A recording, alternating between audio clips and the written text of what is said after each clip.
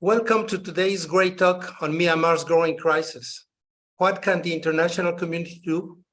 We have gathered here today to discuss and explore the ongoing challenges faced by Myanmar and the role of the international community in addressing this critical situation.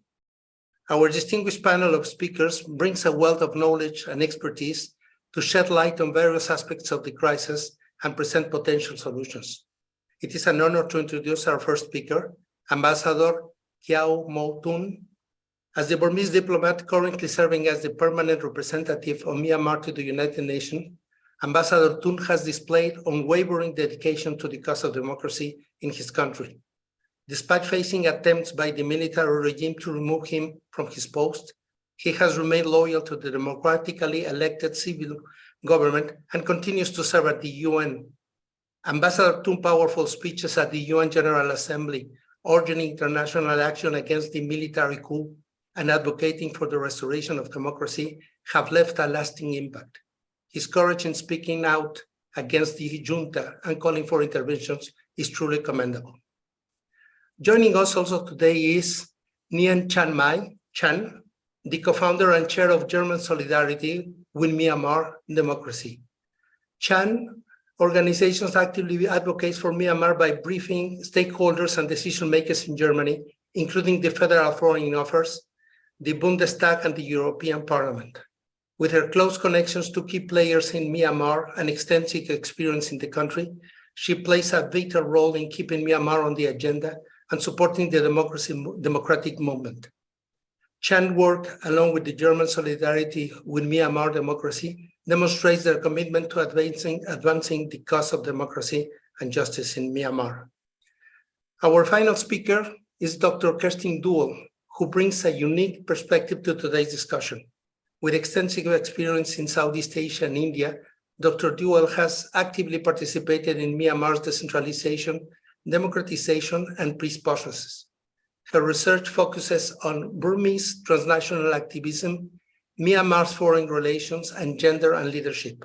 Dr. Duell's involvement in implementing cross-border hospitalization partnerships for internally displaced persons and refugees in Myanmar current state showcases her dedication to addressing critical humanitarian needs. Furthermore, her research on illegal wildlife trade in Kachin State and collaboration with the University of Buenos Aires on autocratization in Asia demonstrates her commitment to understanding the multifaceted challenges Myanmar faces.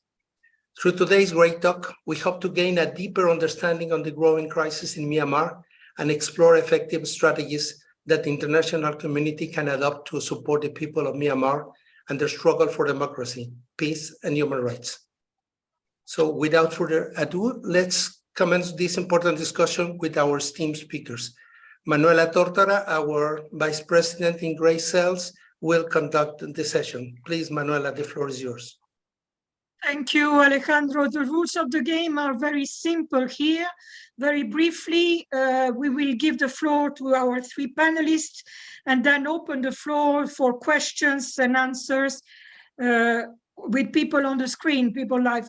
Please write your comments or questions on the chat discussion, and then I will try to manage them at the end of the three presentations.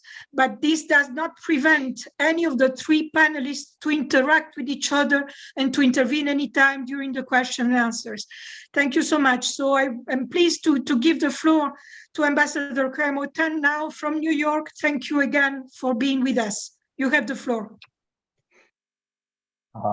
Thank you so much for giving me this opportunity. This is a very good afternoon to you all. I think most of you are in Europe, so very good afternoon to you all. I also like to thank the Grey Cells for organizing this Greytalk because we really like to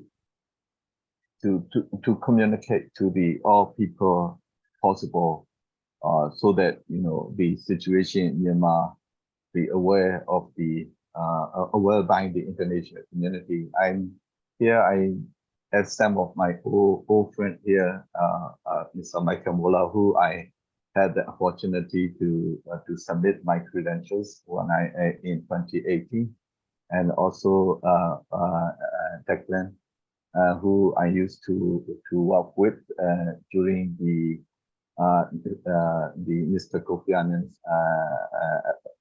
commissions. So I really happy to see them here on the screen.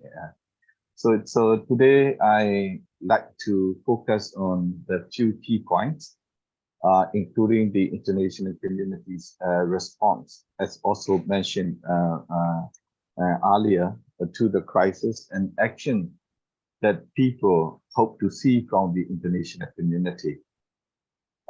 First and foremost, the military staged a coup in February 2021. People have rejected the military coup in every possible way, as you all know, and we never accepted the subversion of our democratic rights and freedom. Initially, we took to the streets in huge non-violent demonstration and civil disobedience movement. I'm myself also part of the civil disobedience movement, CDM. The military responded against and violently attacked its own citizens.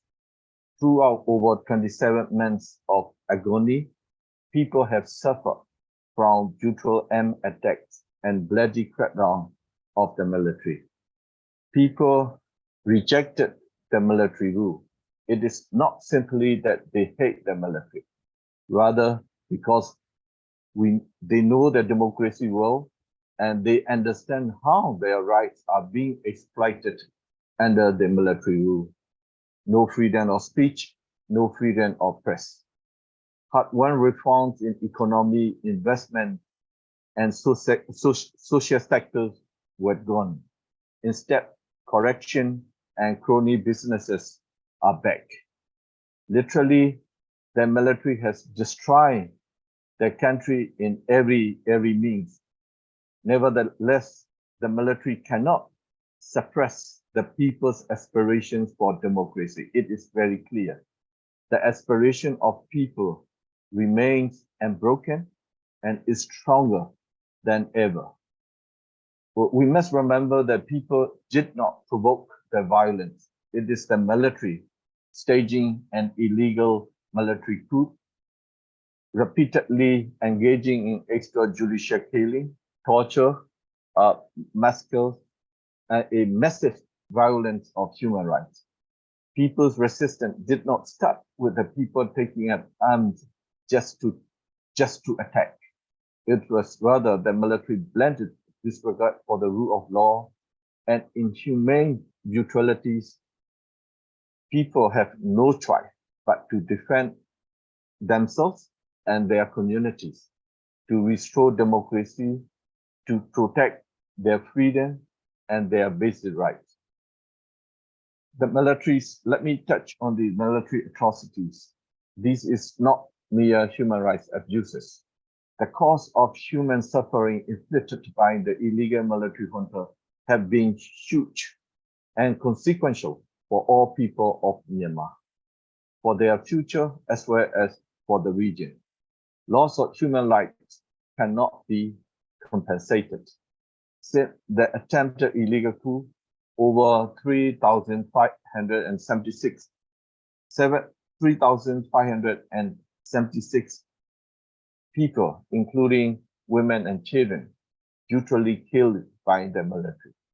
Due to the inhumane military's indiscriminate area bombings, heavy artillery shelling of villages, wholesale banning, and destroying of over 62,000 residential homes, as well as hospitals, schools, and religious facilities, over 1.8 million people have been displaced, and about 18 million people are in need of humanitarian assistance. Half of the population is living now under the national poverty line. The inhumane military committed over 66 cases of massacres across the country.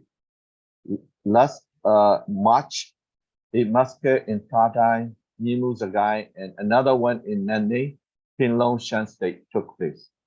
The latest, as you all know, the latest large-scale massacres was the heinous targeted area attacks on a civilian gathering in Basiji village on 11 April that killed nearly 200 civilians, including women and children, as young as 6-month-old babies.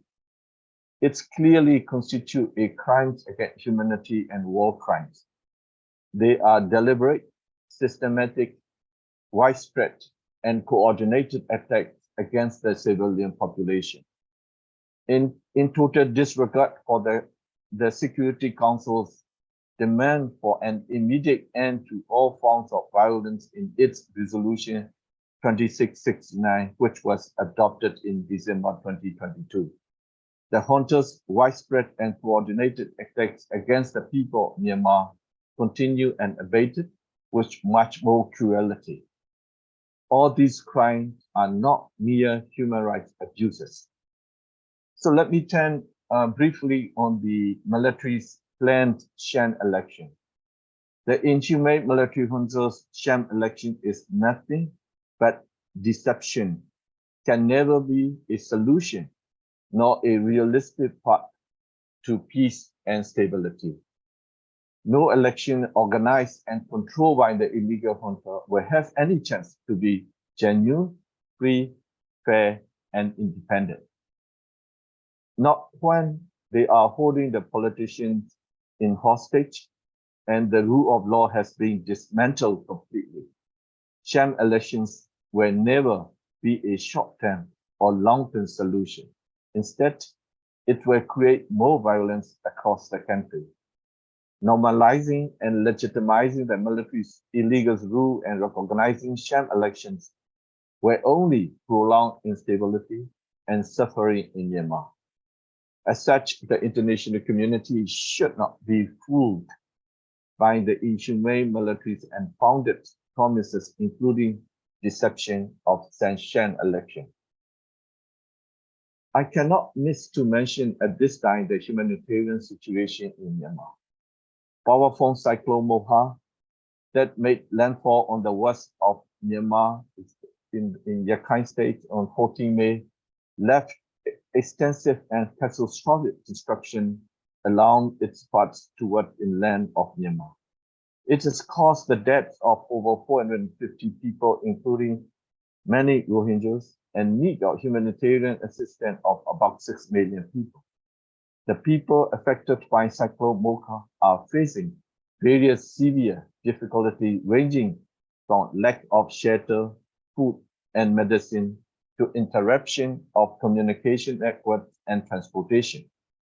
In response to the pressing humanitarian needs in affected area, the National Unity Government NUG spared no efforts and activated the Emergency Operation Coordination Committee, EOCC, and approved the contingency fund $1 million for the emergency relief operation.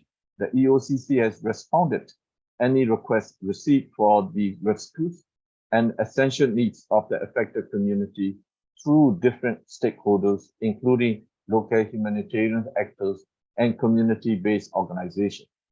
Its impact had further exacerbated the existing multiple crises that people are encountering due to the illegal military coup and its atrocities. Since the attempted illegal coup in 2021, the inhumane military junta's systematic and widespread violence campaign against the people have created a dire humanitarian situation with serious implications to the region peace and security, as I mentioned earlier. We are facing two key challenges in responding to the humanitarian needs in Myanmar. The first is the inadequacy of humanitarian assistance, while the needs have been increasing every day. Despite rising needs of humanitarian assistance, it is with really sadness to note that even the UN Humanitarian Response Plan for 2023 is funded less than 10%. The second is the issue of humanitarian access. Here, I wish to stress that having full, safe, and unhindered access to those in real need and making sure of full protection and safety of humanitarian actors are imperative. Addressing these challenges largely depends on full respect by all parties for humanitarian principles and international humanitarian law. As you all know, we are dealing with a situation where the illegitimate military junta with total impunity has been bluntly violating international humanitarian law by deliberately attacking civilians, schools, hospitals, and clinics.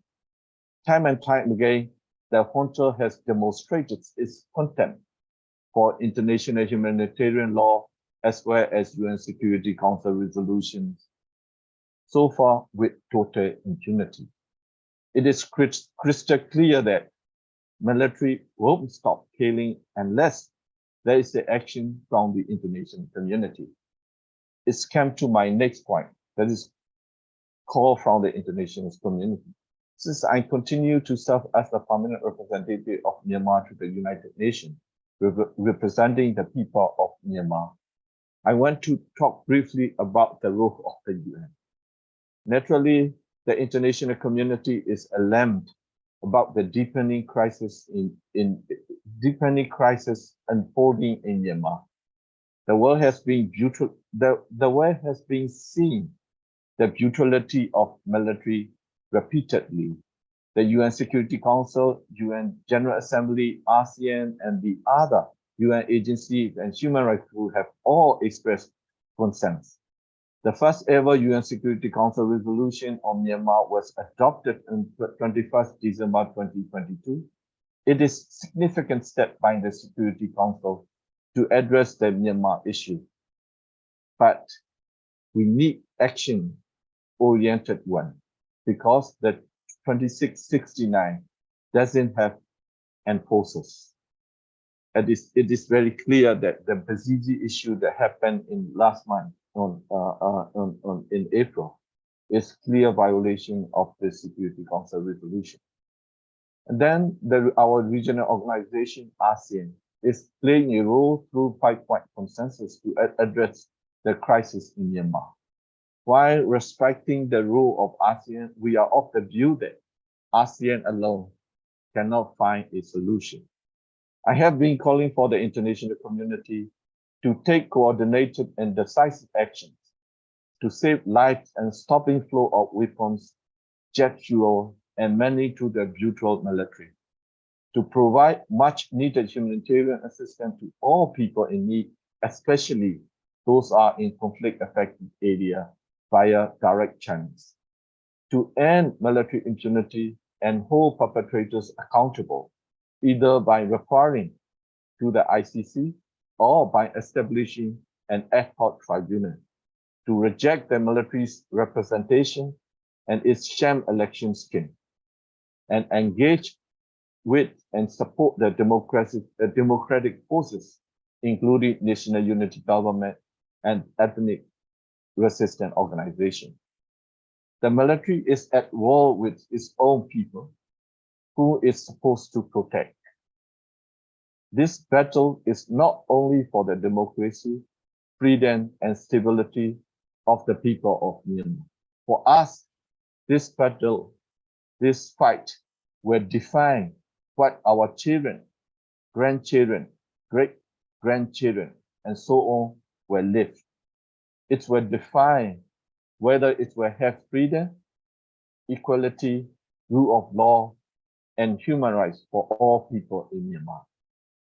When we are talking about the sustainable solution for Myanmar, the issue of Rohingya must be part of the whole solution. The National Unity Government's policy position on Rohingya is a significant step, but we still need to build on it towards a sustainable solution, including repatriation of Rohingya people in a safe, voluntary, and dignified manner. Any possibility for safe, dignified, and voluntary return has vanished completely with the illegal military coup. there will be no protection at all. Any dignified return under the inhumane military dictatorship is not possible. Therefore, this is a significant moment for the people of Myanmar. Our ultimate goal is to live in a free, peaceful, inclusive, just, and democratic society through ending the military dictatorship, restoring democracy, and building a federal democratic union. People will win definitely. Everything depends on people. Yet, so much depends on the international community's decisive action and strong support. The role of the international community, including the UN and ASEAN, are important. We want all partners and friends to be part of this solution and to be on the side of justice and to be on the right side of the history. Peace, justice, and democracy must prevail. Let me stop here and thank you for your kind attention. Thank you so much. Thank you very much, Ambassador. A powerful statement. I would like to go immediately to Chan and to give her the floor. So the views of a Burmese living in Germany, but very active in the fight for democracy. Chan, you have the floor. Thank you very much. Thank you very much, His Excellency, for the statement. And first of all, thank you, Greytalk, for making this event possible and your solidarity with us, Myanmar people. Today is the 834th day of the coup in Myanmar. The ambassador has already mentioned in the speech, but please let me repeat some of the numbers. More than 22,000 people have been arrested and more than 3,500 people were killed. Around 160 people have been sentenced to death. There will be still unknown numbers. And just in 2022, the junta in Myanmar launched twice more attacks on civilians than in Afghanistan.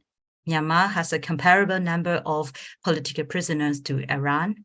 The humanitarian crisis is comparable in scale to the situation in the Ukraine. But in the meantime, Myanmar remains a blind spot in European and German foreign policy compared to those countries. Since I am now residing in Germany, I'm focusing on the EU and Germany. People in Myanmar are feeling helpless. Their voices are unheard and ignored by the rest of the world.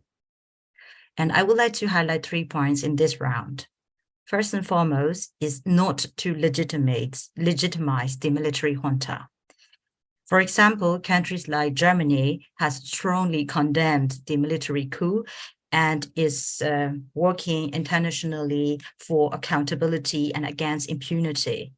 But also in the meantime, the representatives of the military junta in Myanmar are still received as guests at some international events and at universities. We are experiencing those events. These circumstances send conflicting signals and in part indirectly strengthens the junta's legitimacy. And also some countries still hope that there will be reasonable talk with the military junta. However, reasonable dialogues at the table is not the language which the military junta in Myanmar understands. The junta is only interested in violence and bloodshed, and the atrocities by military junta were already mentioned by His Excellency. The international community is calling for an end to violence, to end the violence in Myanmar. However, area bombing, for example, is only coming from one side. The military junta is committing massacres, burning villages, using rape as weapon, arbitrarily arresting people and torturing people to death in interrogation centers. This is the language of bloodshed that the military junta is using. The conflict in Myanmar is now entering its 3rd year, and the military junta is desperately looking for legitimacy. And the centerpiece of that effort are the sham elections that have been scheduled for an unknown time, as His Excellency mentioned. This attempt cannot be accepted and must be denied by the international community by not lending any legitimacy, any technical and any political support. The people in Myanmar, as a member of young generation in Myanmar, we are really concerning that the international community would take those sham elections as best of the bad options for Myanmar. So please do not lend any legitimacy which the military junta is desperately looking for. And let me state here what the European Parliament Resolution 2694 on 10 May states. It was a very recent resolution. The European Parliament strongly condemns the junta's violence and illegitimate rule, which has plunged Myanmar into a human rights and humanitarian crisis, rejects any attempt by the military leaders to legitimize their undemocratic power through sham elections. And we must keep in mind that people in Myanmar are not only fighting against the military junta in Myanmar, but also against the whole front of dictators in the world. While the dictators in the world are united and helping each other to oppress the people, the support of democracies remains unfortunately insufficient. If you would like to find out who are supporting the military junta very prominently, I would like to recommend to read the very recent report of Mr. Thomas Andrews, the UN Special Rapporteur to Myanmar. Is about the deadly trade, is about $1 billion deadly trade, and you can there find out which countries, which governments are still trading armed with the military junta in Myanmar. I here, for the sake of time and also to avoid the repeating points, I would not mention ASEAN 5-point consensus, but I do really hope the questions and also the discussions later on. And my second point will highlight to rechannel the humanitarian assistance. The current United Nations Humanitarian Response Plan estimates that 17.6 million. So in last year, it was 14.4 million of Myanmar's 56 million inhabitants will need humanitarian aid. And as you already know, the armed conflict in Myanmar has expanded to areas which were previously untouched by fighting, such as Sagaing and Magwe regions. Those regions are urgently in need of humanitarian assistance. However, due to their location in the middle of Myanmar, which is landlocked and mostly surrounded by military ground troops, Myanmar civil society and also we as young generation of Myanmar are appealing to the international community to rechannel humanitarian aid via local CSO and CBOs. Because this is also very important. Those areas, as I mentioned before, those areas are new area which were untouched by armed conflicts. That's why the assistance and also the organizations are still learning process to help people over there, to help the affected population. That's why we are strongly recommending and also appealing to rechannel the humanitarian aid. And also, of course, here to lower the bureaucratic burdens and red tapes within the international organizations. For example, the receiver organization in Myanmar should be registered. But please bear in mind that the situation in Myanmar and also the military junta is trying to shrink the space of civil societies over there. So please bear in mind with that situation. And this is here on that matter to lower the bureaucratic burdens is to consider. My third and last point relates to the second point. It is also in the context of assistance and support, but this time is about education. I have the privilege here in a European country. I have the privilege to learn. I have the privilege to study here in peace and security. But my brothers and sisters, they don't have any chance to continue their education The COVID-19 pandemic and the military coup have disrupted the education of the entire generation of Myanmar children and youth. Thousands of students joined the disobedient movement in February 2021, and they refused to attend universities which are controlled by the military junta. Unfortunately, these young activists are also at risk for arrest due to their pro-democracy activism. And also currently, there is no clear plan or strategy for educational replacement options, either inside or outside Myanmar for those CDM students, thousands of CDM students. To address this issue effectively, the international community can provide financial aid as well as technical assistance towards creating safe online learning platforms such as massive open online courses, MOOCs, and additionally offering more accessible, fully or partially funded scholarship programs exclusively designed for nationals from Myanmar will help them continue their studies abroad without any administrative hurdles, both within respective universities and host countries. In the meantime, we are talking about not to let the military junta get away with their atrocities. For that, we need, of course, independent and reliable reporting from the country. You already, all of you have already known about this situation. Maybe you're aware of the situation of journalists in the country, and the journalists and the citizen journalists in the country and also outside of the country or who are residing at the border area are also needing assistance. So helping the students or assisting the Myanmar's education, assisting Myanmar independent journalism are the way to support Myanmar sustainably. And if we talk about to re-establish the path to democracy in Myanmar, those are the most sustainable way to help the people and concrete way to help the people. Thank you. Thank you very much, Ms. Chan.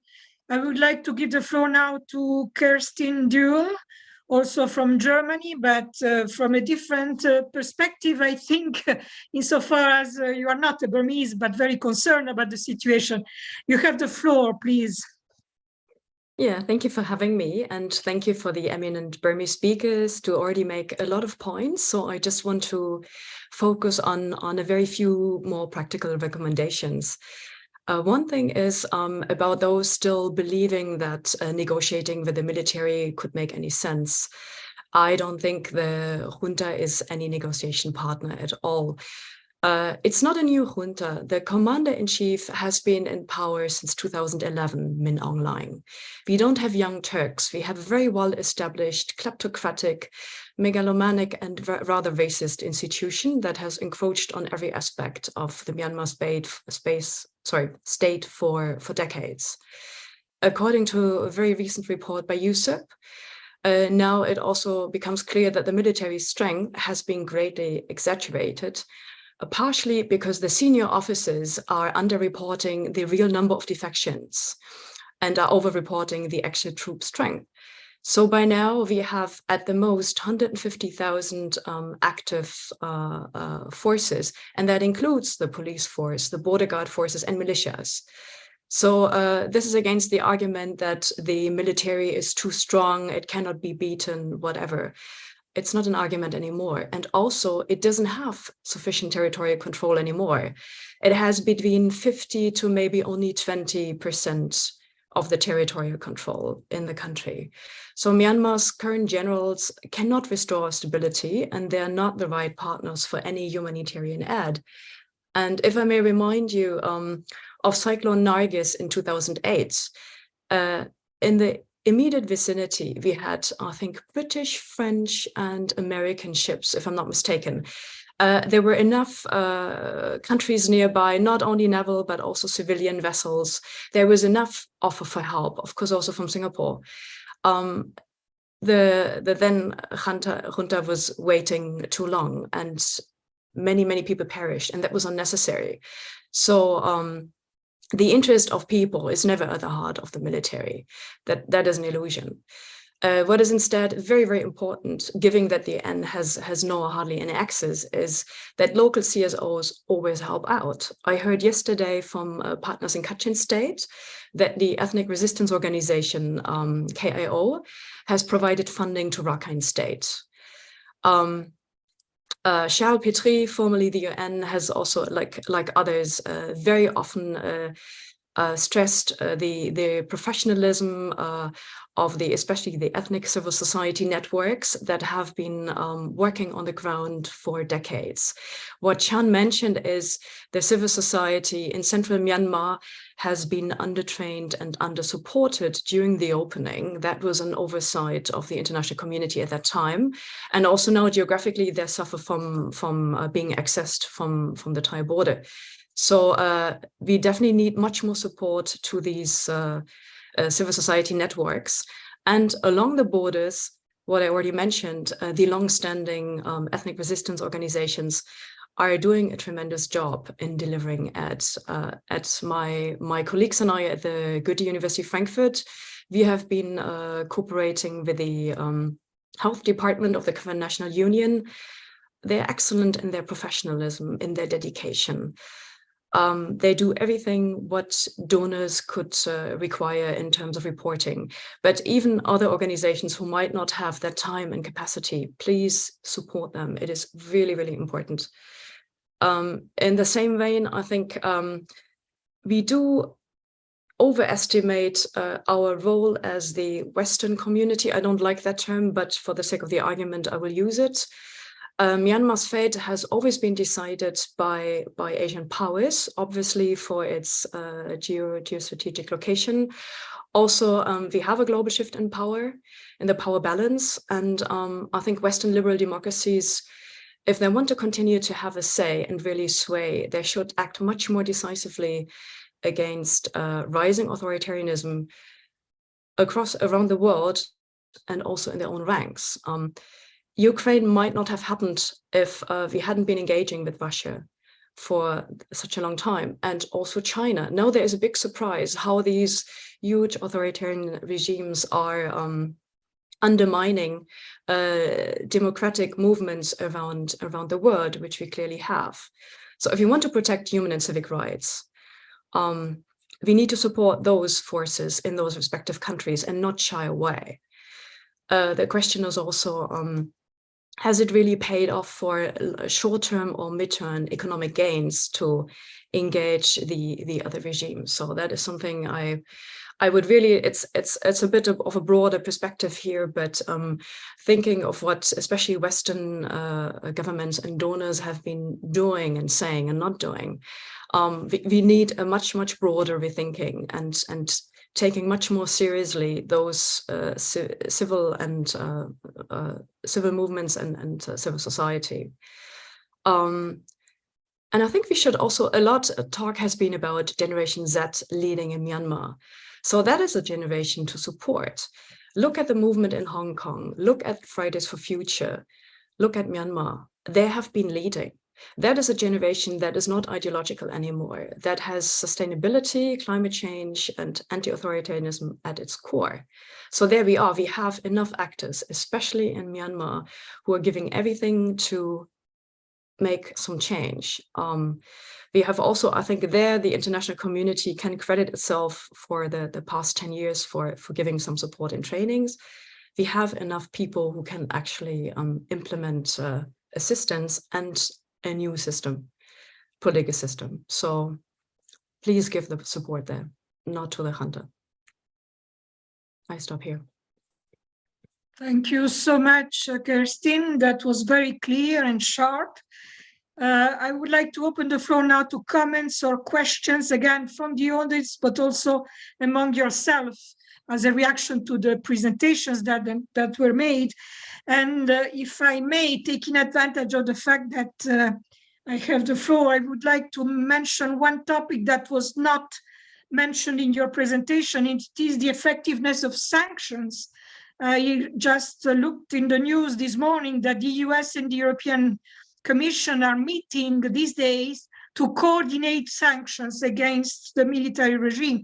What do you think about that? Is it effective? I mean, in the case of Ukraine, we are very skeptical about the effectiveness of sanctions against Russia, but maybe the situation is different here. I'm glad also that Kerstin mentioned the role of China. That is a player that should be, I think, analyzed more carefully. But I see also that Declan, you raised your hand. So Declan, maybe you would like to ask something. Declan, go ahead, please. Yes, I do have a question, if I may. But first, thank you to all three of you for those very interesting discussions. I think you covered a lot of ground. But going back to this central question of what the international community can do, and particularly perhaps how to reinvigorate the approach of ASEAN, because I think it's pretty clear that everybody is looking to them to play the lead. One of the perhaps recent developments that might change things is the outcome of the elections in Thailand. Because, as you know, Thailand had a sort of big brother, little brother relationship with the SAC and the military in general. They're also, of course, one of the leading members of ASEAN, and the several members of the political parties who won in that landslide election have indicated that they plan to take a slightly different approach to the situation in Myanmar. And I'm just wondering, perhaps primarily to you, Mr. Ambassador, if you are optimistic at all that might lead to some change in terms of the regional dynamics, and what ASEAN or Thailand might do to change their approach to Myanmar.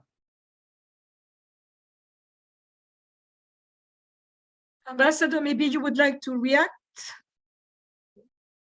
Thank you. Please. Thank you so much. So let me,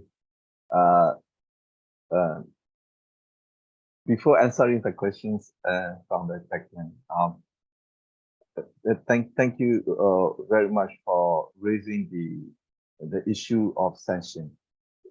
So here at the UN, and I mean in New York, so I always express our appreciations for those to those countries who impose targeted sanctions against the military and its affiliates. It is very clear that we always express our appreciation. But the thing that what we need is that we need the strong cooperation from the countries in the region. Because without the cooperation from the country in the region, those targeted sanctions, in my view, will not be effective. So that country like United States, United Kingdom, Canada, EU, and the others, we like to ask them to influence those countries in the region to cooperate with the whatever sanctions that imposed by those countries. That is the point. That what we see is this lacking here, the cooperation from the country in the region. With regard to the Thailand and the ASEAN, because as I mentioned earlier, don't leave ASEAN alone. I mentioned is diplomatic way. The intervention by the ASEAN, I don't think we can get the solution the crisis that we are in.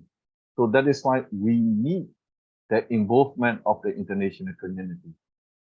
I should use the word, we need the pressure from the international community on the ASEAN to be firm and to listen to the voices of the people, to respect the aspiration of the people. That is not only to the ASEAN, but also to our neighboring countries. So that is why the Thailand, the changes of political landscape in Myanmar, of course, at this point, we are very encouraged by the landslide victory of the democratic forces in Thailand. But we still need to wait and see, of course, because we don't know what would happen. But if things go ahead and if things happen in accordance with what the leaders of the the winning party mentioned, it is very encouraging for us. But at the same time, what we see is that if they change their position, I think the life of the people who living in the border area, especially in the Mae Sao and Chiang Mai, their life will be much better, because now they are in the very difficult situation. And then another point is that humanitarian assistance issue, because we all know that whatever the humanitarian assistance go through the military, it will not reach to the people in need, especially in the conflict affected area. So we are urging the neighboring countries to open their borders, but we were with recognition of the sovereignty issue and blah blah blah. But we still need their cooperation. We still need their help to open the border for give the access, humanitarian access to the people who are really in need.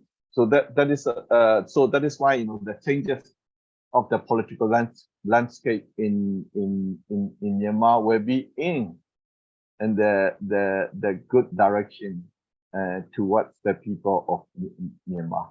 But we still need to wait until the August when they establish they found the government and they implement their manifesto. So that I think we are positive, or I mean we like to see the optimistic about the changes in Thailand. But at this moment, the policy of Thailand giving us really difficult time. Thank you. Thank you very much, Ambassador. In the meanwhile, there was a question in the chat discussion by Mariano Statelli regarding the list of Western companies that do business with the military junta. And Chan replied, giving a link of a document produced by Justice for Myanmar. So that is certainly helpful. I'm pretty sure that there are other sources also, maybe from the Office of the High Commissioner for Human Rights. Mr. Mueller, yes, please, you have the floor. Thank you. Thank you very much, everyone. And Ambassador, very nice to see you again after all these years. I would, if possible, it would be interesting to get a little bit more of a detailed idea of the strength of the opposition, armed or not armed, and their ability to continue this very unequal fight, but nevertheless one that they have been waging with some success. Where are we? Well, not we, but where is the opposition right now, and what is its ability to sort of keep going on and maybe expanding its activities? Thank you. The floor is open. Whoever would like to reply to this question. I would like to ask also if these ethnic resistance movements that were mentioned, are they united or not? Who would like to reply? Maybe I give a brief reply before the ambassador. Sure. Well, there were recent reports on funding to the resistance, and it has been very impressive how the NUG, the government, has raised funds through the Myanmar diaspora. So it's really a homemade, homegrown funding effort. Of course, the NUG cannot control any group that is fighting somewhere across the country. That is not the case. Therefore, it's also not wholly responsible for what these desperate groups are doing.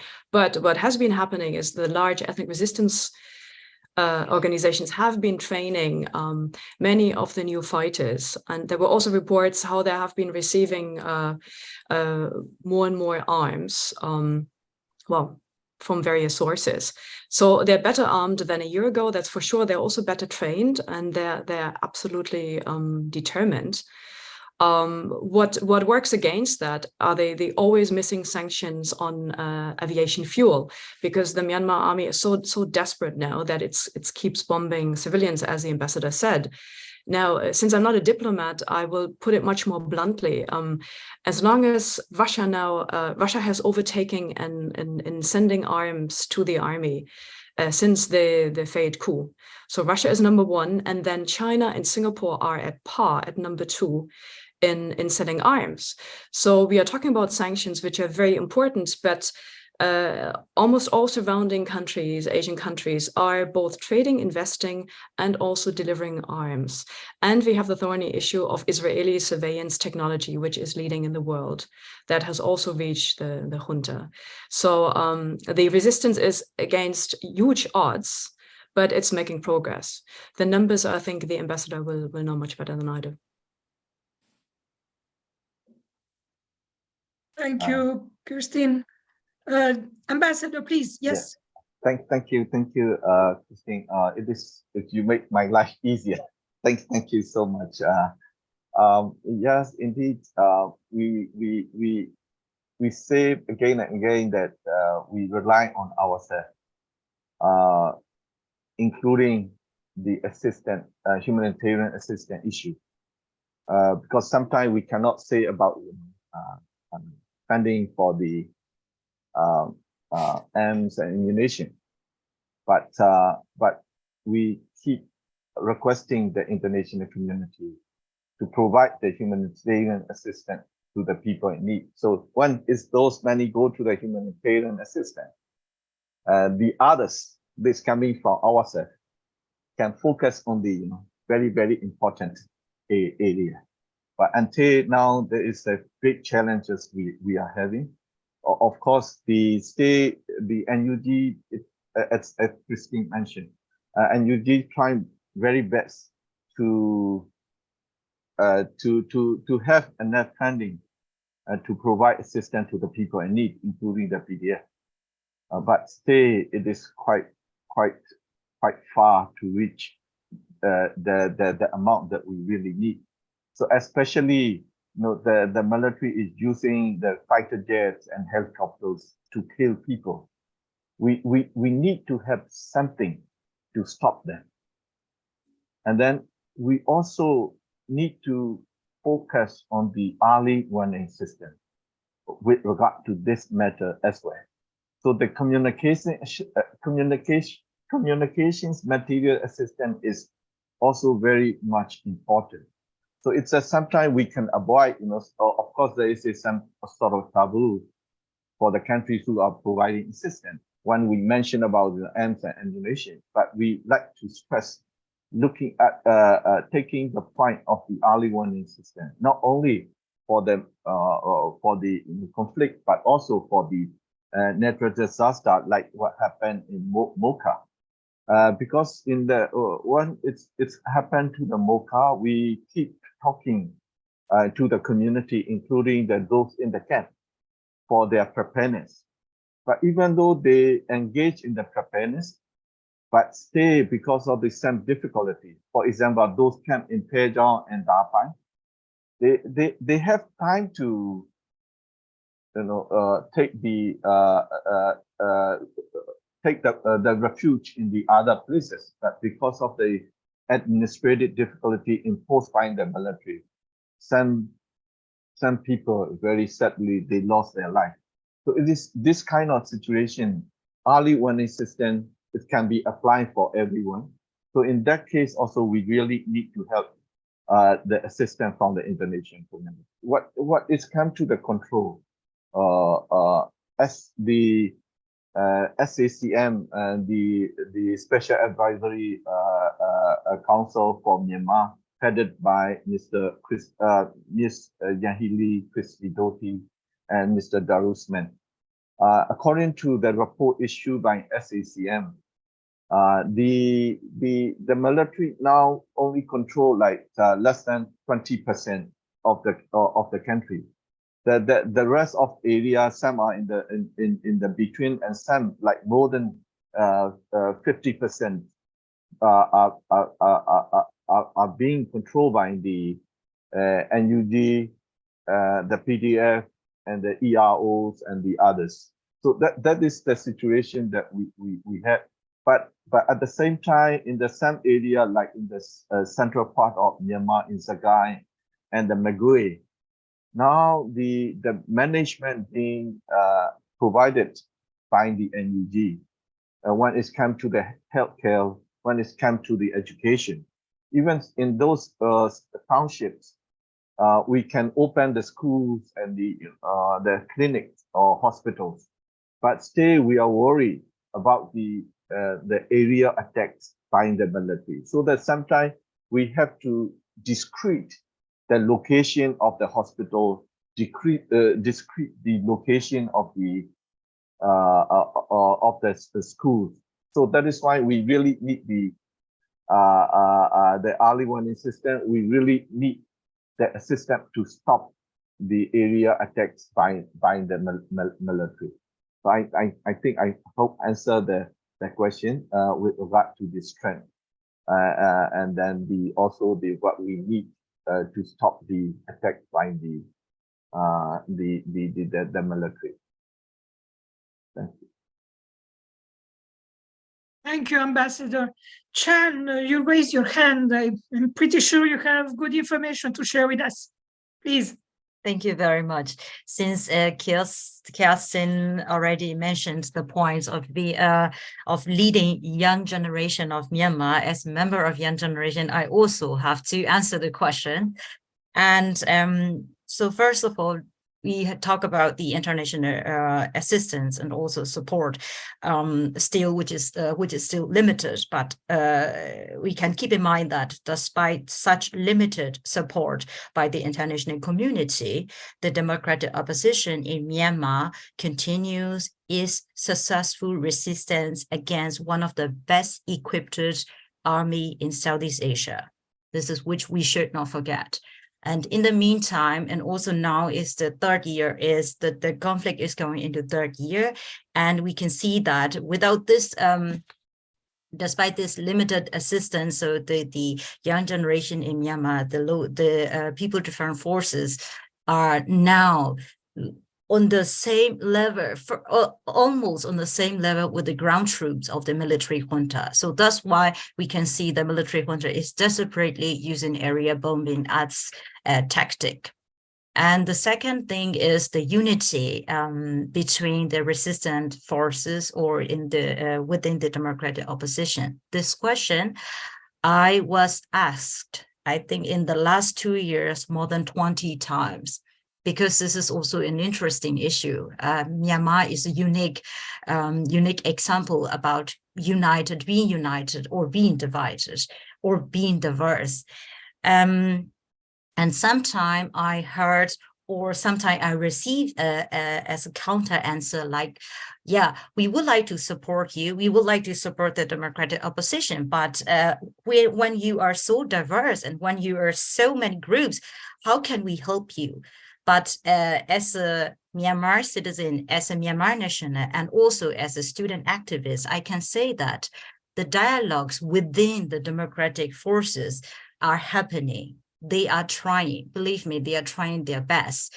And in the meantime, we should not forget that this issue existed more than 7 decades, and we cannot expect within 2 years or period to solve that problem.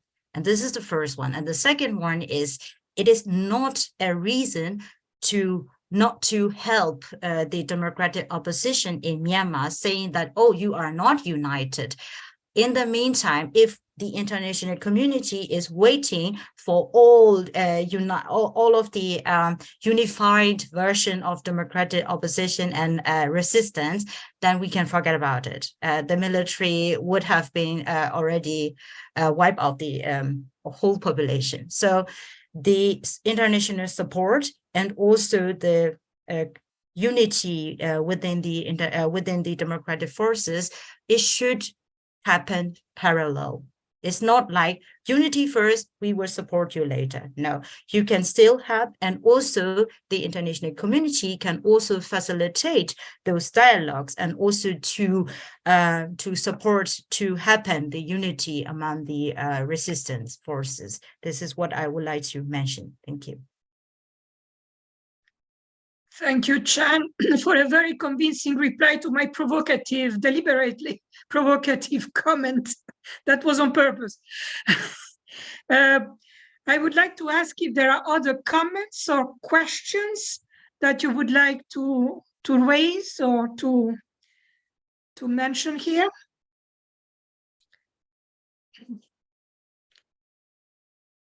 If this is not the case, just as a reminder, we are recording this session. It will be posted in the greycells.ch website in a few days. And we are also very keen in receiving any additional material, document, update, information that you think may be relevant, particularly the information that is not highlighted in the headlines for obvious reasons. So before giving the floor to Alejandro to conclude this session, just one of the sentences that I picked in my notes, and I liked very much: this is a fight for democracy, not only in Myanmar, but is a symbolic one for fighting for democracy all over. Democracy is threatened in all places. And I think this is the main message that, as far as I am concerned, should be sent out in the first place. Alejandro, you have the floor to conclude this session. Thank you.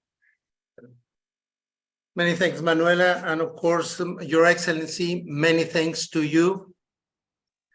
Ms. Chan, I wonder if you're hearing me. Yes, we can hear you perfectly.